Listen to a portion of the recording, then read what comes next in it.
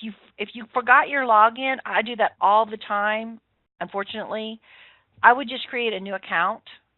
If it's the same email, it's going to let you recover your password and send it to you. If you use a different email, it'll just do a different account for you. So we got a few people with it on. So you guys got documents that you've shared.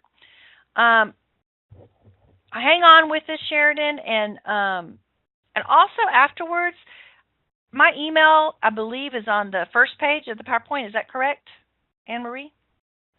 Yes, it is, and I can put it. Back in there. You can email me, Sheridan, and I don't mind getting on the phone and walking you through this. I would love for you to be able to do it. I just know I need to move on now, but I want to help you so you could learn to use it because you've been with us this series, and I want you to be able to do it. And once you realize how to do it, it's like, oh wow, I can do this, and I think you'd enjoy it. So I'm going to go on next. We did the demo right there. Do we have a specific question before we move on? Denise, I just want to welcome John Stevenson from TWC. He has joined us. Welcome, John. .guckert@gmail.com. And Sheridan, if you don't mind, take some time right now and copy and paste that and save it, or send me an email right now so I have your email and I can get back with you. Okay? Okay, I'm going to move on. I just want to talk about this. I told you that it's very powerful to create a customized word list. It takes some time. I don't have time to go over it today. I've done it myself. I feel it's very valuable if you use this site with your students and you use a particular text over and over. You probably will want to make up your own scaffolding definitions. I know I do because I'm very picky. When I want to teach something, I want it my way, right? You can do it. To find help on it, what you're going to do is you're going to go to the help page. The help page is at the top of every page. When you go to the help page, look under the Educator Central. It's on that page, and look way down where it says Customizing Word Lists. It has a video tutorial and a step-by-step with illustration that you could either read online or print out. I personally like to print things out, and I can look at it while I'm on the computer. But the video tutorial is also very helpful, and it will help you learn how to do it. It took me, though, I'll be honest, about 45 minutes playing around to totally understand, check it out, and work with it. So it's something that will take a little time, but once you know how to do it, it's very powerful. So I want you to know where to get help. So where do we get help? Where do you get help for it? Answer me in the chat box. Where do you go to get help for creating customized word lists? On here, if you can see where I'm on right now, the home page is over here, but I actually circled it.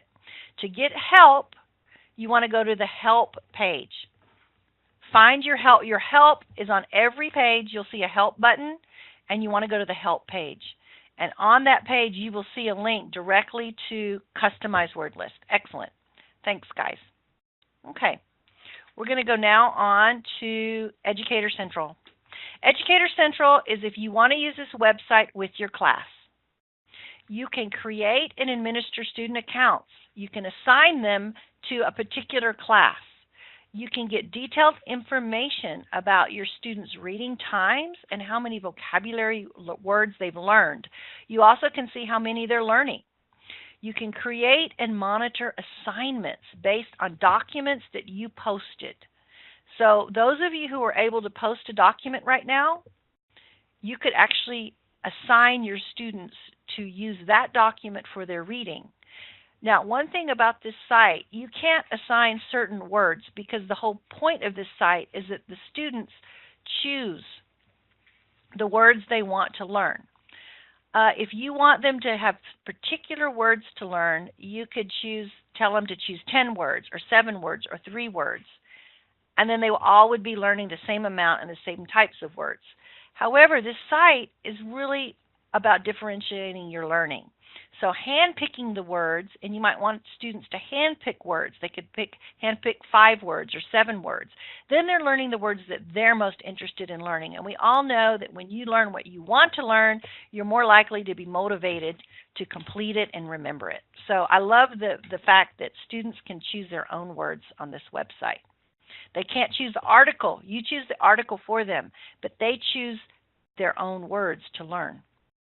We're going to talk first about creating student accounts. To create a student account, up here at the top, you see at the top of my PowerPoint, you'll see this across towards the top of the page, underneath Educator Central. Every single one shows charts and reports, student accounts, add students, assignments, and more. Well, to add students, new students, you're going to go to the Add Students and click on the button there. At this point, you select an existing class. I already have one called ESL2 right there. Or if you have no classes, let's say it's the first time you're on here, you just type the class name. By typing the name, that's your class. That's all you need to do to create a class. So you can create a class with whatever name you'd like. On step 2 is where you enter the student information. You type in the username for the student. It could be their email address. If you use email addresses in class, it can be their first and last name, whatever you choose for your system for your students. You do need to put in their last name and at least first initial where it says student name right here, and you assign a password.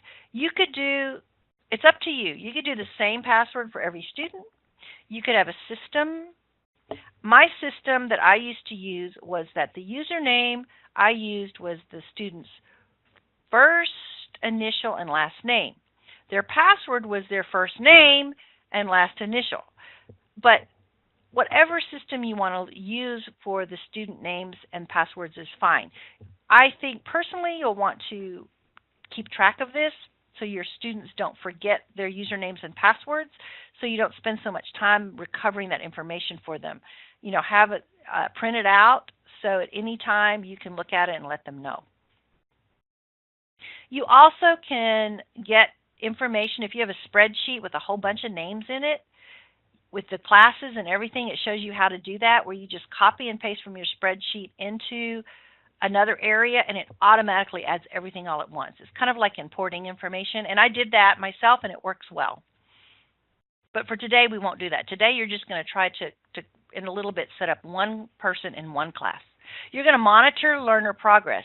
When you go to Educator Center, remember I told you that you look at these buttons? The first button is called Charts and Reports. We just did Add Students over here. Now we're doing Charts and Reports. When you go to Charts and Reports, you can choose a chart type, the class, and the date range. Look at all the reports you can have. You can have reading time per day, word learning per day, learning errors by type. One thing they call learning errors, when they're doing a learning session, if you remember back, sometimes they rush through the reading. That's called an error. Sometimes they type incorrectly. That's an error. Sometimes they select the incorrect definition. That's another type of error. So you can even analyze what they're missing in their learning sessions. You can get reports. Now, charts, these charts right here, these are for the whole class or whole classes. The report is individual student information. I really like the report better because it shows me each student's information. So the report, I'm going to show you on the next page an example, but you have students, how many minutes were they reading the scaffolded text that you assigned them? And then how are they doing on the assignments? Are they finishing the assignments you gave them? And then this one called student login information. That is where you can print out all of your usernames and passwords so you can have it for your students. So the student login information is just to show you the names of the students, their login names, and their passwords. So let me go to the next slide, and you'll see an example. This is called the Student Assignment Progress Report. It tells me that Nancy Hernandez, she's working on the assignment I gave her. She started 13 words, and she's read for 4 minutes. She has not learned any words yet. Okay? And then and the name of the reading? Oh, and then we have Herrera Blanca. Herrera Blanca, she's done the same thing, 13 and 4. Okay? Actually, she has done none. Herrera Blanca hasn't started yet. I'm sorry, if you read my report correctly. Now, the U.S. Pledge of Allegiance, that's a different assignment that I gave. It says Nancy Hernandez and Herrera Blanca's worked on this. She's learned 4 words, okay? It tells me she's learned 4 words so far, but she hasn't read anything. So what and that tells me that, Blanca, and this really, guys, it was really me, right? Blanca got on there and she didn't read. She just went straight to learn the vocabulary words. Well, when that happens, you should tell the students, hey, I notice you're not reading first. You need to read some too. Maybe you want to go learn the vocabulary and then read it so you can better understand it. But you want to see the reading time go up from 0. They need to read as well as work on vocabulary. So those are some of the reports and charts. Here's some more. Look, reading time per day. This is for the class called ESL 2. Word learning per day, ESL 2. Look here. This is my student login report. You see right here? It shows me the class name, screen name, username, and password. Now this is my report, minutes of reading by student. So here it shows Nancy Hernandez has 4 minutes. Blanca Herrera has only been on the site for 1 minute. They just started a few minutes ago. Hopefully they'll get their minutes up a lot. Those reports are really great to see student progress. Any question before we go on to our last little section where you're going to actually create a class and a student login? To create a student in a class, remember we said you go to add new students. You're going to type in the class name. You're going to type in the new student username, their last name and first name, and their password. And that's it. That's all you need to do to create a student and a class. I'm going to go and share my screen and show you what that looks like. You have to be logged in. You do have to be logged in to do this. You go first, right on my screen here. We're going to go to Educator Central. Educator Central. Once I'm there, what am I doing? I'm going to add students. I'm going to type a new class name, my new class, okay? I'm going to put the student username. The new student username is new student 1. I'm so creative, okay? Oh, already, somebody else was this creative. New student 1000, okay? If you try to use a name that some other teacher has created, it's not going to work, right? So nobody's done new student 1000 yet. The student name is going to be student 1000 student. That's their first and last name. Their password will be 1000. That's just what I decided. If I wanted to add another student, it says I have to have 1001. It says your password has to be at least 6 characters. I would probably, again, using my thing, I would do something like Denise G or something like that for a password. But whatever password you want to give, it said it has to be 6 characters. I can add a new student here. I could add my name. Oh, new student, no spaces. It tells you I'm going to be D. Guckert. How's that? My name is Guckert Denise, and my password is Denise G. How's that? So when I'm finished, I have as many as I want. I'm going to add the new students. Once I do that, it says they were added, you're finished, and say OK. So I'm going to let everybody do that. I want everyone who has an account to go to Educator Central, get on Educator Central, go to Add Students, create a class name, and create one student and add that student to your class. When you're finished, I want you to come on to the chat box and say, got it, done, something like that. Hooray. So let me know so I know give me some feedback.